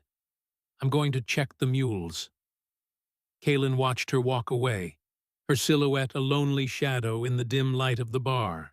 He felt the weight of the choice pressing down on him, a gravity more powerful than the moon's. He had 36 hours to decide if the light was worth the cost of the only person who had ever truly seen him. He returned to his pod and sat on the bunk, the data chip still sitting on the table. He picked it up, feeling the smooth, cold surface of the plastic. This was the key to his past. This was the promise of his future. But then he thought of the cairn in the throat. He thought of the way Vara's hand had felt over his on the stones. He thought of the way she had guided him through the dark, not because she had to, but because she chose to. Trust is choosing to step when you cannot see the ground. Kalen stood up and walked to the small recycler unit in the corner of the pod. He held the data chip over the intake, his fingers trembling. If he took the bridge, he would see the world as Jax saw it. A machine, a data point, a series of efficiency ratings. He would see Vara as a biological error. But if he stayed in the dark, he would see her as a partner, as a friend, as the person who had saved his soul. He let go of the chip. It vanished into the recycler with a soft metallic click, pulverized into 1,000 tiny pieces of useless plastic. The light could wait. The dark was where the fire burned brightest. Kalen walked to the next pod and knocked on the wall. Vara? Yeah, her voice came back, muffled and tired. I'm not taking the bridge, he said. There was a long silence. Then he heard the sound of her shifting weight, the bedroll crinkling as she moved closer to the wall. Why not? She asked. Because I don't need to see the mountain to know it's there, Kalen said, and I don't need a scent to know that you're the best partner I've ever had. He sat down on the floor, leaning his back against the wall between their pods. We're going back through the past tomorrow, Vara. 50-50. Vara 7 didn't answer with words. She just tapped on the wall. 2 soft, rhythmic thumps. A Krell signal for, I hear you. Kalen closed his eyes and let the darkness hold him. He couldn't see the light, but for the first time in 5 years, he knew exactly where he was going. The turning point had passed, and the cost of the dark was a price he was more than willing to pay. But as he drifted off to sleep, he heard a sound from the maintenance tunnels, a soft, metallic scraping that didn't sound like a droid. It sounded like a boot. Jax wasn't a man who took no for an answer. And the Union didn't leave loose ends. The journey back through the spine was going to be more than a trade run. It was going to be a war. The departure from Lazarus Outpost felt less like an exit and more like an escape from a velvet-lined trap. The pressurized air of the docking bay was thick with the scent of stagnant ambition and the metallic tang of fear that Kalen Voss had left behind in a pulverized data chip. As the inner airlock cycled shut, the cacophony of the station, the shouting traders, the whining lifters, and the judgmental whispers faded into a muffled thrum. Kalen felt a phantom itch at the base of his skull, the place where Jax's neural bridge would have been anchored. It was a cold reminder of the light he had traded for the honest dark. Stay sharp, Voss, Vara 7's voice crackled through the short-range comms. Her tone was like hammered iron, but Kalen could hear the hairline fracture of worry beneath the surface. We've got a tail. One ship. Small, high-profile, probably a Union interceptor. They aren't broadcasting a transponder, but they're ghosting our wake. Kalen tightened his grip on the lead rope of ash. The Void Mule was restless. Its servos let out a low-pitched whine that vibrated through Kalen's gloved palm. You sure it's them? To me, They're a neon sign in a blackout, Vara replied. Their stealth shroud is high grade, meant to fool digital sensors, but it bleeds heat like a cracked reactor. Jax is a persistent son of a gun. He's not going to let his investment just walk back into the dust. Then we'd better get into the whaling corridor fast, Kalen said, his jaw set. If we can reach the heavy ion clouds, his fancy scanners will be as blind as I am. The whaling corridor was a stretch of the Acheron spine, where the electromagnetic fields were so volatile that they caused the very hull of a suit to vibrate at a frequency that sounded like a human scream. It was a graveyard of ships that had tried to rely on automated navigation. For Kalen, it was home. For the Union, it was a glitch they couldn't patch. They pushed the mules hard. The mechanical droids clattered over the jagged basalt of the approach ridge, their magnetic hooves sparking against the iron-rich stone. Vara walked at the head of the line, her eyes glowing with that intense, predatory amber light. She wasn't just looking for rocks, she was reading the invisible threads of radiation and thermal currents that Jax's ship was using to track them. "Vara," Kalen called out after an hour of silent trekking, "about what happened back there. With the enforcers." "Don't," she said, her voice sharp. "It was a Tuesday, Voss. Just another day being a ghost." "It shouldn't be," Kalen countered, his prosthetic leg clicking as he navigated a patch of loose shale. "You saved my life in the throat. You're the best guide in this sector. Those clan heads. They're blind in a way I'll never be. They see the scent, but they don't see the person." Vara stopped. She didn't turn around, but her silhouette against the violet nebula was rigid. "You don't get it, Kalen. In Krell culture, the scent is the soul. Without it, I am literally a vacancy. I am a room with no furniture, a book with blank pages. They aren't being mean. They're being logical. You can't trust a vacancy." Kalen moved up beside her, his hand reaching out until he felt the cold, reinforced fabric of her shoulder. "Then, I guess I'm pretty good at living in empty rooms," he said quietly, "because I've never seen a vacancy do what you do. I've never seen a blank page write a story about surviving the meat grinder." Vara finally turned to him. The glow in her eyes had softened to a dull ember. "Why did you really throw that chip away, Kalen? Don't give me that partner junk. You could have seen the stars again. You could have seen my face. You could have walked into a room and known exactly where everyone was standing without having to wait for them to cough." Kalen let out a dry, rattling laugh. "You want the truth? Because I realized Jax's light was a cage. He wanted to fix my eyes so he could own my mind. He wanted to turn me into a clutter-free processor.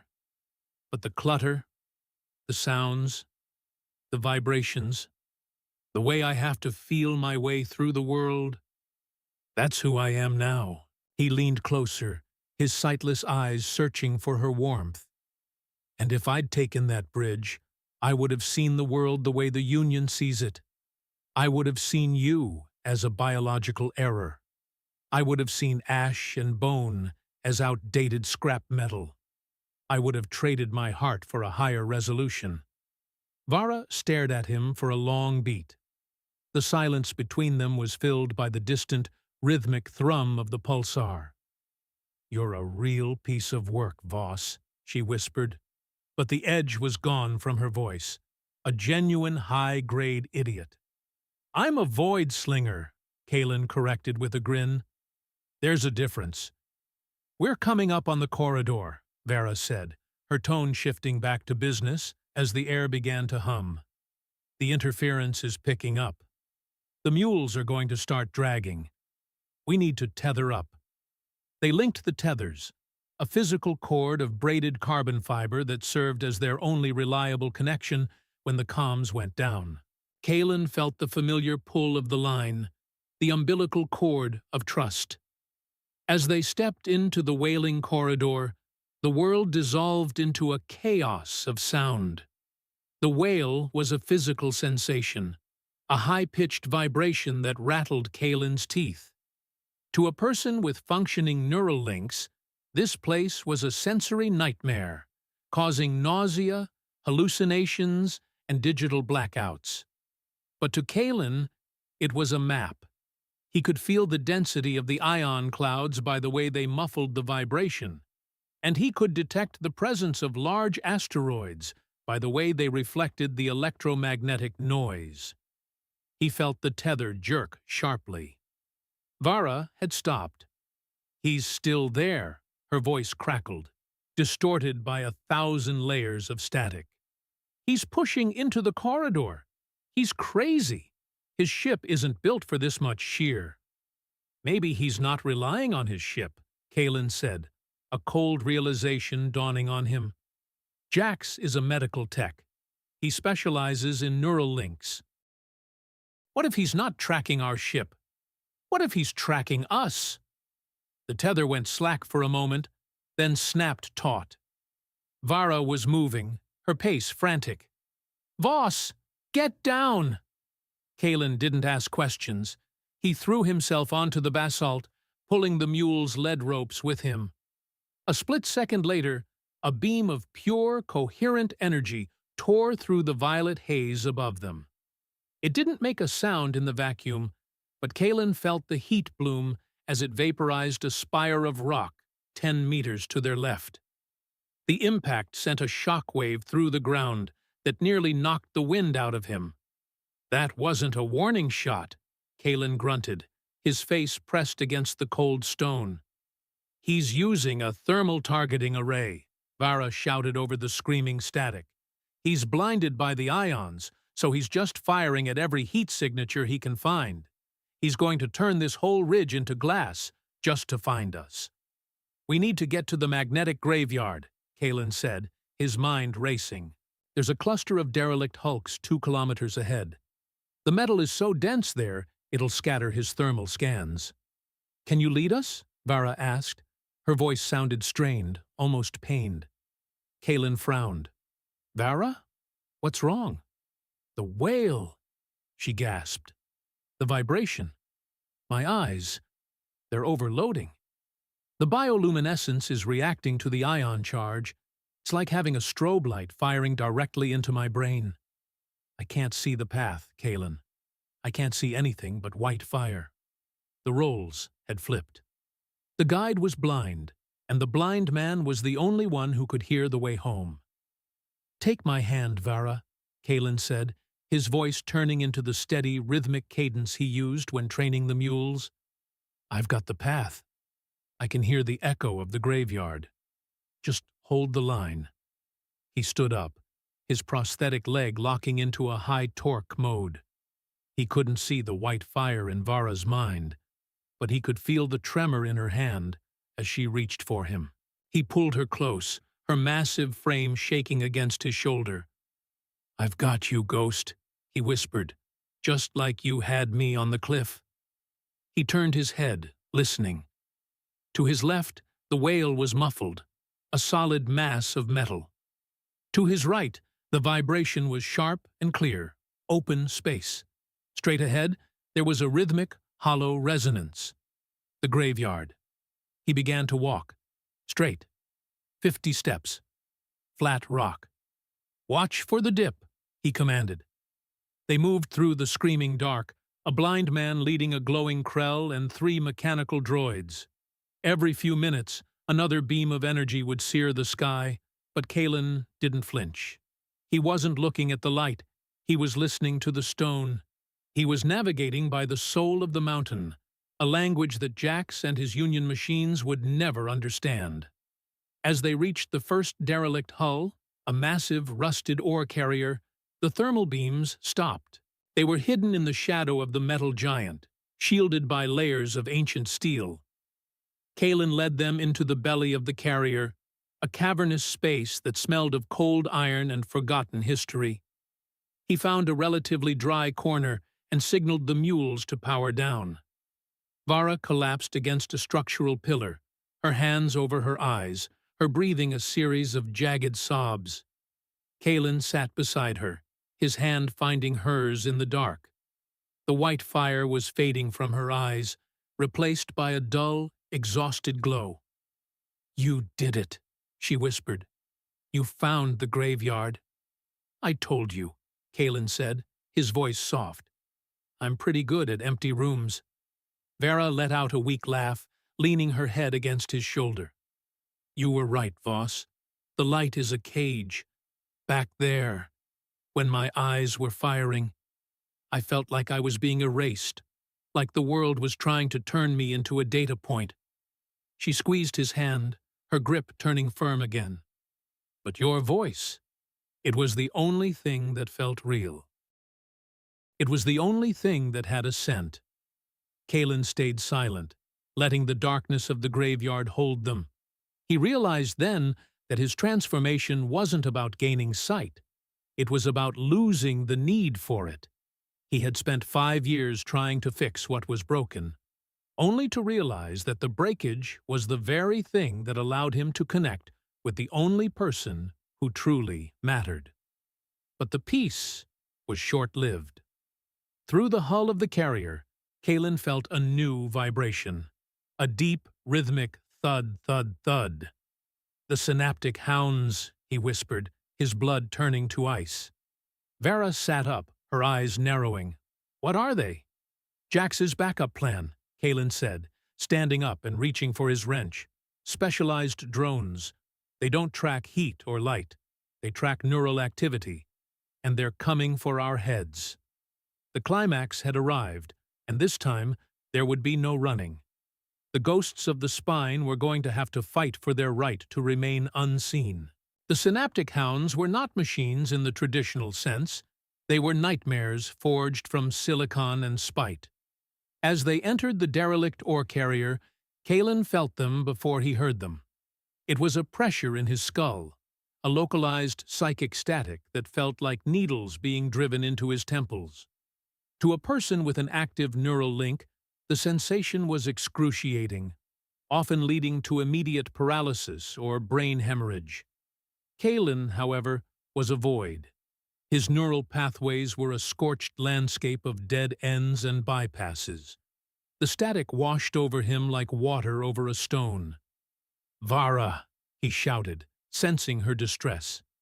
She was slumped against the pillar, her hands clawing at her helmet. The amber glow in her eyes was flickering erratically, like a dying light bulb. The Krell were highly sensitive to electromagnetic shifts. The hound's neural disruption fields were tearing through her augmented senses like a hurricane. It's a scream! In my head!" she gasped, her voice a thin, ragged whisper. "I can't think. Voss, I can't." The hounds appeared at the far end of the cargo bay. They were sleek, six-legged droids, their bodies covered in a non-reflective matte black coating. They didn't have eyes or cameras. Instead, their heads were large, rotating arrays of sensor spires that pulsed with a dull blue light. They moved with a terrifying, insectoid grace, their magnetic talons clicking against the rusted deck plating. 3 of them. Kalen stepped in front of Vara, his heavy wrench held in a white-knuckled grip.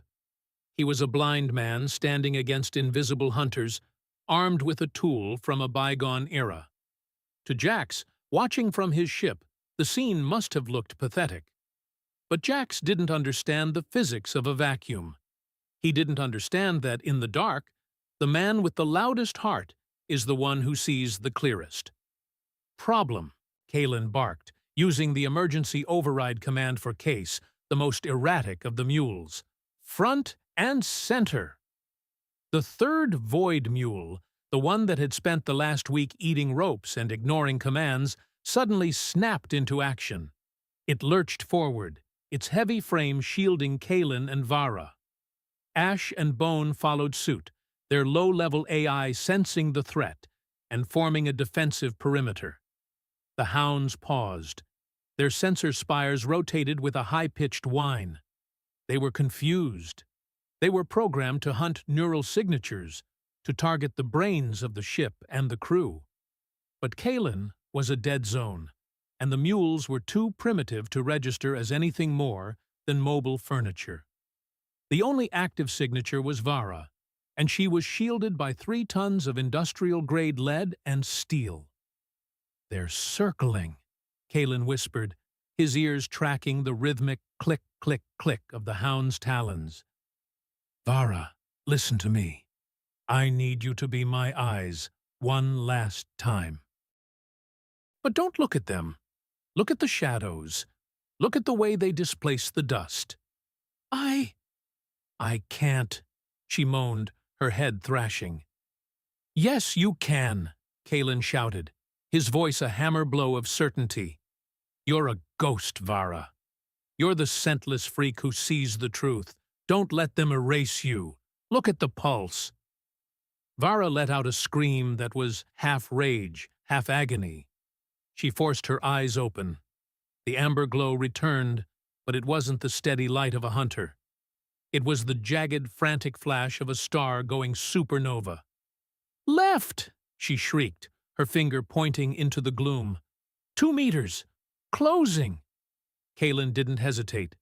He swung the heavy wrench in a wide, horizontal arc. He felt the impact, a satisfying crunch of high-grade polymers and delicate sensor arrays. The first hound was sent spinning across the bay, its blue light sputtering into darkness. "One down!" Kalen roared. "Where's the next one? Right! Low! It's under bone!" Kalen dived.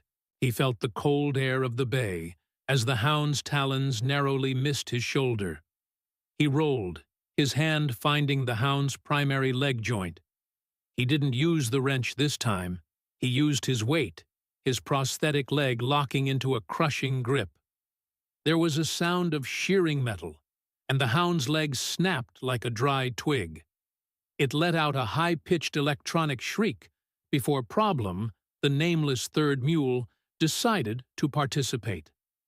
The droid brought its massive magnetic hoof down on the hound's head array, flattening it into a pancake of crushed circuits. "Two!" Kalen panted, scrambling to his feet. The third hound didn't attack. It backed away, its spires rotating at a frantic speed. It was learning. It was realizing that its primary weapon was useless against these ghosts. It shifted its focus, its blue light intensifying as it prepared to fire a concentrated electromagnetic pulse. A blast that would fry Vara's brain and Kalen's prosthetic leg in one go. "Vara, it's charging!" Kalen yelled. She stood up then. She didn't look like a victim anymore. She looked like a force of nature. She tore her helmet off, her green skin glistening with sweat and determination. Her amber eyes were no longer glowing. They were burning. She could see the blue energy building in the hound's core, a swirling vortex of digital malice. She didn't use her blade. She didn't use a gun. She reached out with her bare hands and grabbed a loose power conduit hanging from the ceiling, a massive high-voltage cable that had once fed the carrier's main engines. "Voss, get back!" she roared. Kalen scrambled toward the mules, pulling them into the deepest corner of the bay. He felt the air ionize, the hair on his arms standing on end.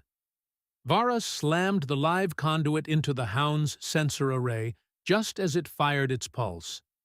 The result was a blinding explosion of white-blue light and a roar that sounded like the mountain itself was screaming.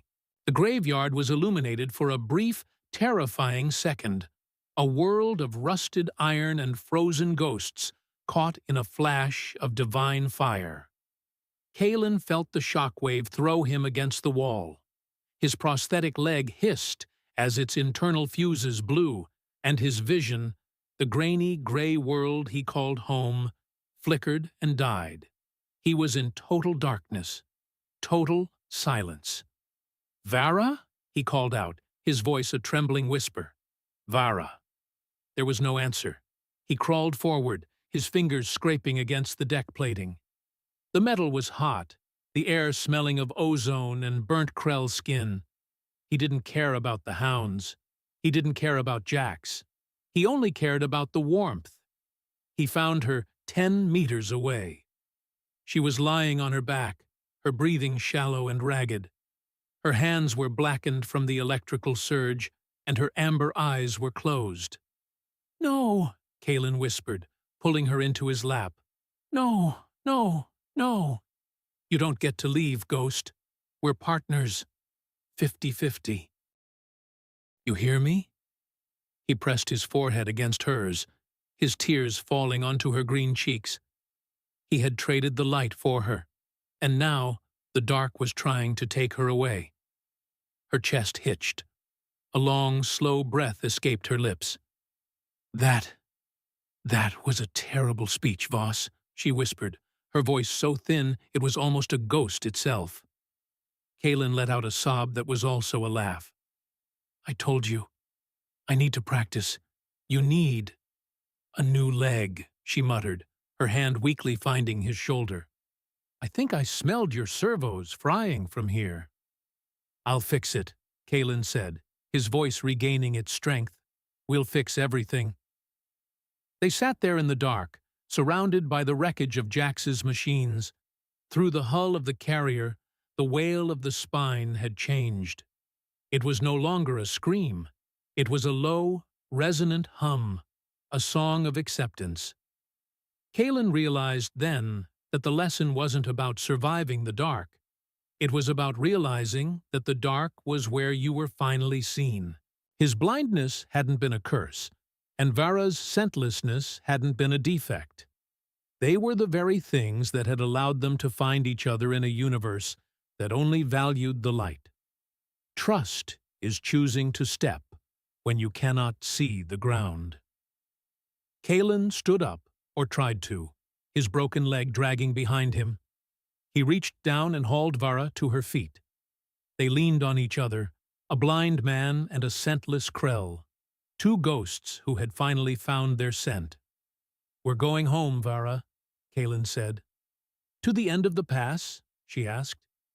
"To the end of the pass," he replied, and as they walked toward the airlock, Kalen felt the vibration of the pulsar in his marrow.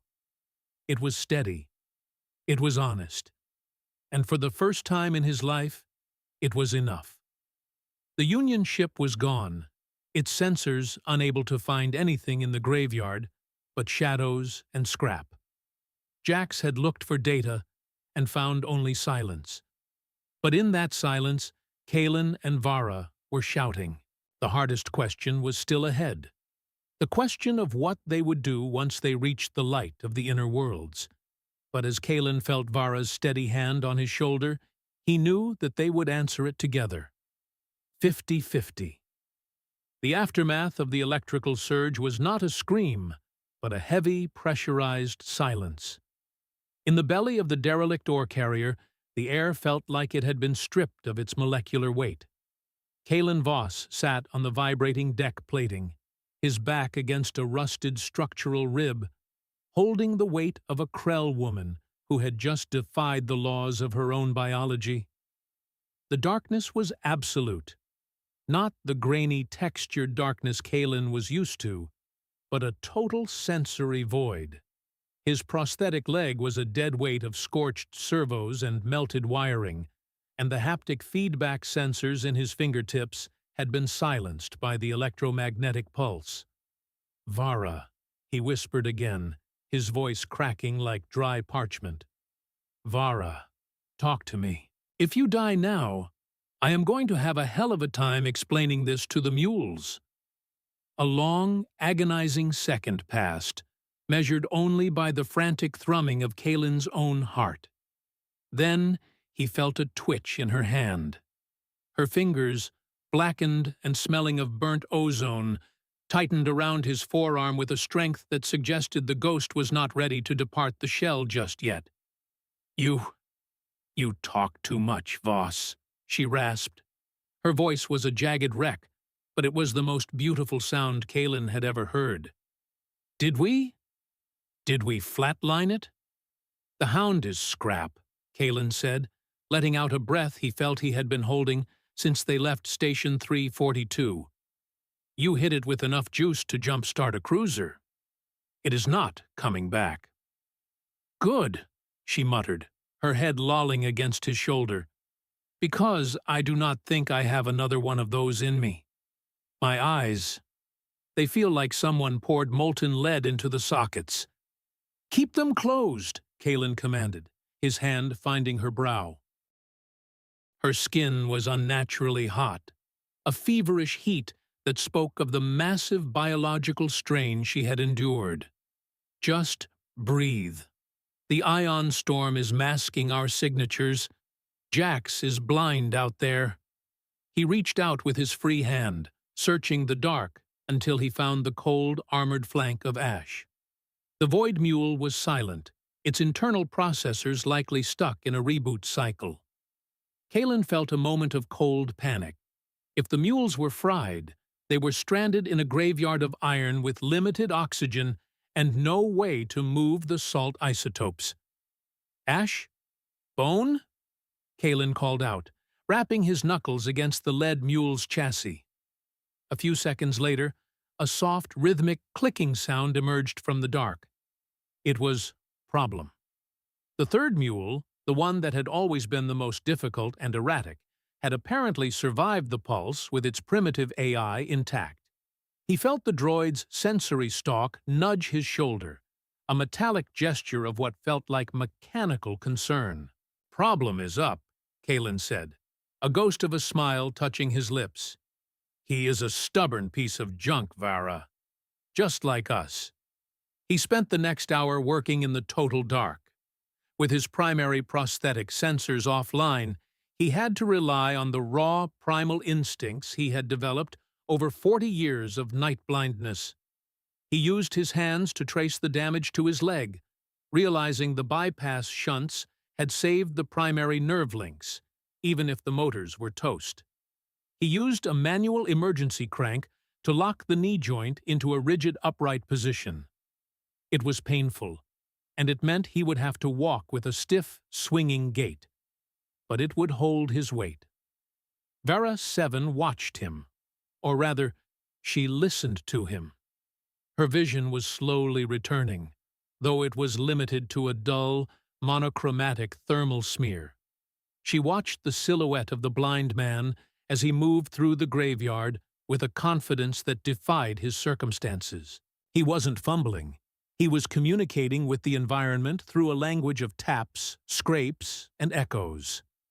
"You are doing that thing again," she whispered, her voice regaining some of its resonance. "What thing?" Kalen asked, his hands busy tightening a carbon fiber strap. "The thing where you act like the dark is just another room you have already mapped," she said. "I have spent my whole life being told that without my augmented sight, I am nothing.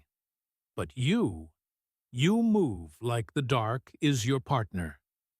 "It has been my only constant, Vara," Kalen said, pausing for a moment. "When I lost my neural links, I thought the world had ended.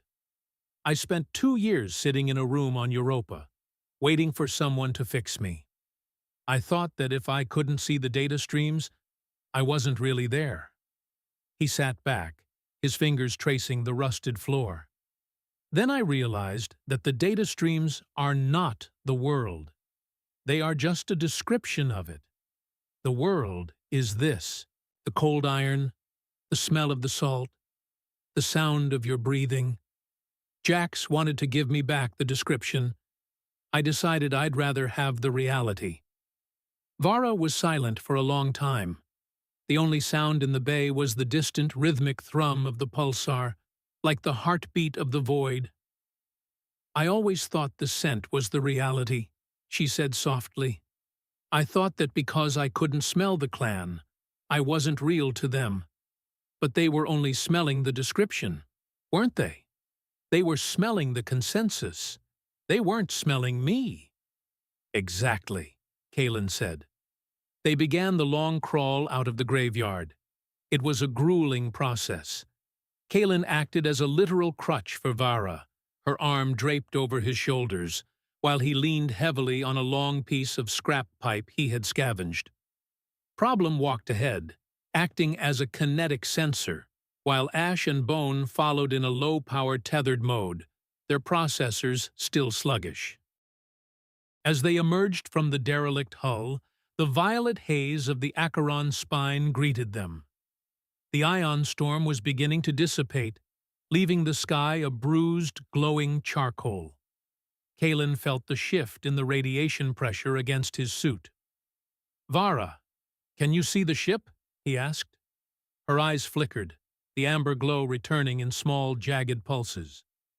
"I see a heat bloom," she said, pointing toward a jagged ridge half a kilometer away. "It is not moving. The storm must have knocked his stabilizers offline." "Jax," Kalen muttered. "He is sitting on the ridge like a vulture."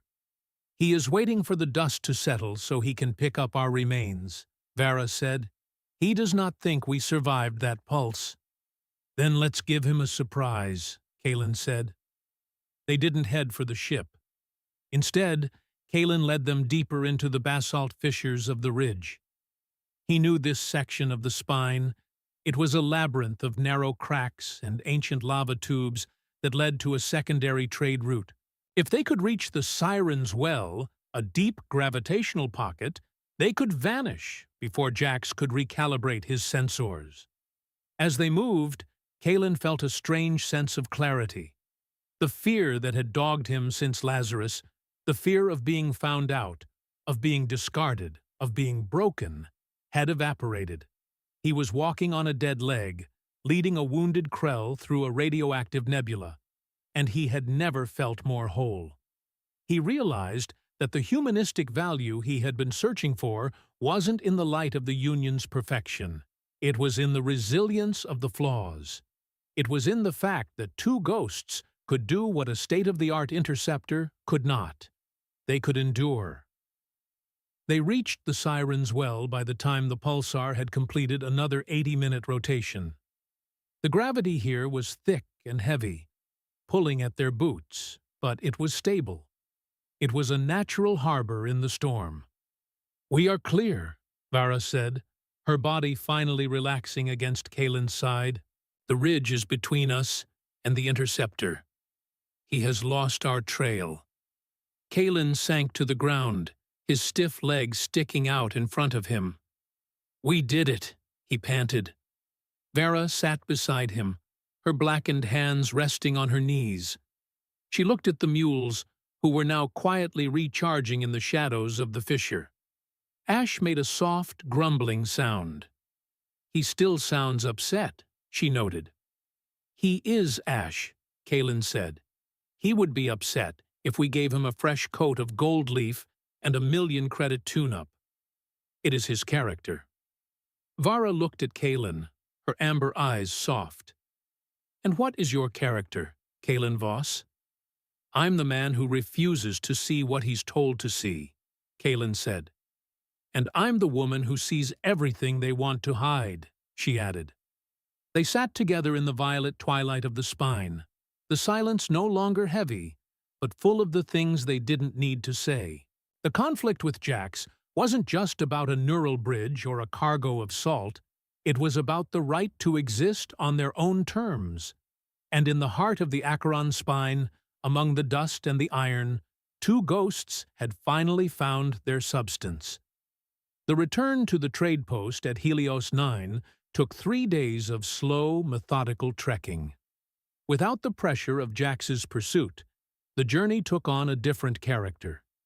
It was no longer a flight. It was a homecoming. They moved through the final stretches of the Acheron spine with a rhythm that felt like a well-rehearsed dance. Vara's eyes had mostly recovered, though she still preferred to rely on Kalen's auditory cues when the dust got thick.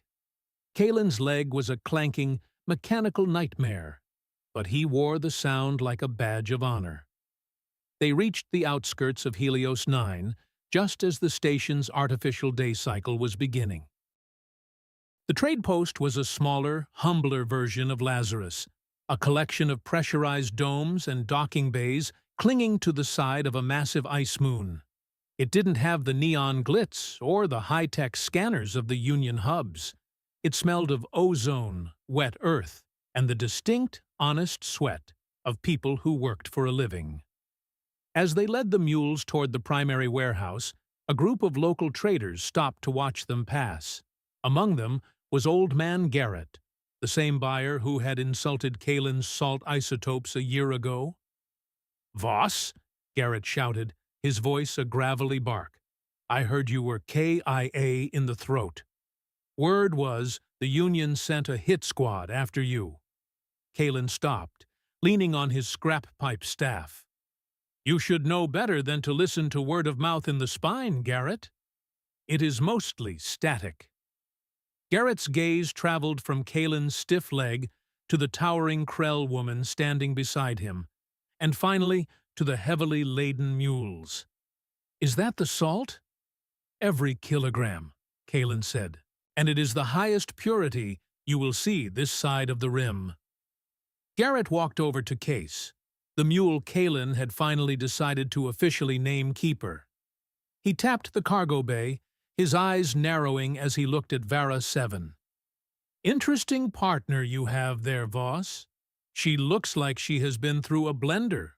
"She has been through the meat grinder, Garrett," Kalen said, his voice dropping to a low, dangerous rumble. "And she is the only reason I am standing here. So if you are going to make an offer, you make it to both of us." Garrett looked at Vara. She didn't flinch. She didn't reach for her blade. She simply stood there, her amber eyes calm and observant. Her lack of assent no longer a source of shame, but a statement of independence. Garrett cleared his throat, a sound of reluctant respect. 700 credits for the lot, including the rations. Vara 7 leaned forward, her massive frame casting a shadow over the old trader. 750, she said, her voice resonant and clear. "And you throw in a new servo actuator for the man's leg." Garrett blinked, then let out a dry, rattling laugh. 750 it is. You are a sharp one, Ghost." The transaction was completed with a simplicity that Kalen found deeply satisfying. No digital overlays, no hidden clauses, just a transfer of credits and a firm, calloused handshake. As they walked away from the warehouse, Kalen felt a lightness in his chest that had nothing to do with the moon's low gravity. They spent the evening in a small, quiet dome on the edge of the station, away from the noise of the markets. Kalen had used the new actuator to fix his leg, and while it still had a slight hitch, it moved with a smooth, silent efficiency. He sat by a small, real-fuel hearth he had built in the center of their shared quarters. The blue flames danced in the low oxygen air, casting long, warm shadows against the curved walls. Vara was sitting across from him, cleaning the carbon scoring from her vibroblade. She looked up as Kalen poured 2 cups of tea from the old tin canister. "What are you thinking about?" she asked. Kalen handed her a cup, his fingers brushing against hers. "I was thinking about the first night we met," he said, "when you asked if you could warm up by my fire." Vara smiled, a real, wide smile that showed her tusks. "And you told me you had a knife." "I was being polite," Kalen said, sitting back and letting the warmth of the fire soak into his bones. They sat in silence for a while, the only sound the soft crackle of the fuel pellets. This was the resolution Kalen had been looking for. It wasn't a return to his old life, and it wasn't a conquest of the new one. It was the creation of a third space, a partnership built in the gaps between the seen and the unseen. Kalen set his cup down and looked toward the fire, though his eyes saw only the heat. "I spent over 40 years believing that the world was something I was entitled to see, and when the light was taken from me, I felt like a man who had been evicted from his own soul. I spent thousands of hours in the dark, mourning the loss of the description, the data streams, the colors, the high-resolution lie that the Union calls reality. I thought my value was tied to my utility, and my utility was tied to my sight. But standing in the heart of the Acheron spine, with a dead leg and a broken guide, I realized I had it all backwards. The dark is not an absence, it is a presence. It is the place where the noise of the world stops and the truth of the person begins. My blindness didn't make me less. It made me focused. It allowed me to see Vara not for her green skin or her missing scent, but for the fierce, beautiful resilience of her spirit. It allowed me to hear the heartbeat of a mountain and the loyalty of a machine. Humanity isn't found in the perfection of our neural links or the clarity of our vision. It is found in the way we hold on to each other when the lights go out.